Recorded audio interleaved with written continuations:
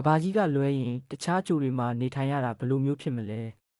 တနေကုန်စိန်တွေပဲမိုးရွာနေတဲ့ကြိုရှိတယ်ဆိုရင်တင်ရောယုံမလားဒါဟာစိတ်ကူးရင်မဟုတ်ပါဘူး NASA ကတကယ်ရှာတွေ့ထားတဲ့ကြိုတွေအကြောင်းဒီနေ့ပြောပြပေးမယ်ပထမဆုံးတစ်လုံးကတော့စိန်ကြိုပါနာမည်ကြားယုံနဲ့တင်ချမ်းသာခြင်းစရာကြီးနော်ဒီကြိုကကဘာထက်နှစ်ဆပိုကြီးပြီးသူ့ရဲ့သုံးပုံတစ်ပုံကစိန်တွေနဲ့ပဲဖွဲ့စည်းထားတာပါဒါပေမဲ့သွားယူဖို့တော့မစင်စားနဲ့အိုးဘာလို့လဲဆိုတော့အပူချိန်က2400ဒီဂရီကျော်တာမို့ရောက်တာနဲ့အကြီးပြောသွားမှာမို့လို့ပါ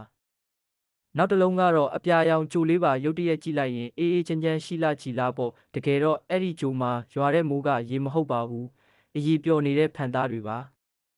လေးတိုက်နှုံးကလည်းတနာရီမိုင်9000ကျော်တာမို့ဖန်သားတွေကဘေးတိုက်ကိုဓားတွေလိုလွင့်စင်နေတာပါတကယ်ငရဲခမ်းပါပဲ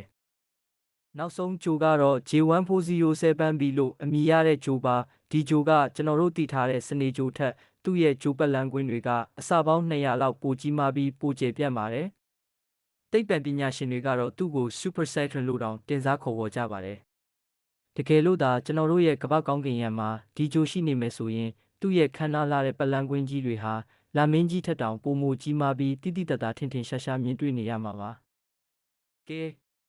ဒီဂျိုသုံးလုံးထဲမှာတင်ရောဘဲကိုအသွားကျင်ဆုံးလဲကျွန်တော်ကတော့စိန်ဂျိုစီကိုပဲအပြေးသွားကျင်တော့တာအဲ့ဒီကစိန်တပွင့်လောက်တာရခဲ့ရင်အိုးကျွန်တော် channel လေးကိုပို့ပြီး share တေးဖြတ်လို့ရသွားမှာပေါ့ဒါပေမဲ့လေအဲ့ဒီကိုသွားဖို့လက်မှတ်ကစိန်ထက်ပိုဈေးကြီးနေဦးမလားပဲ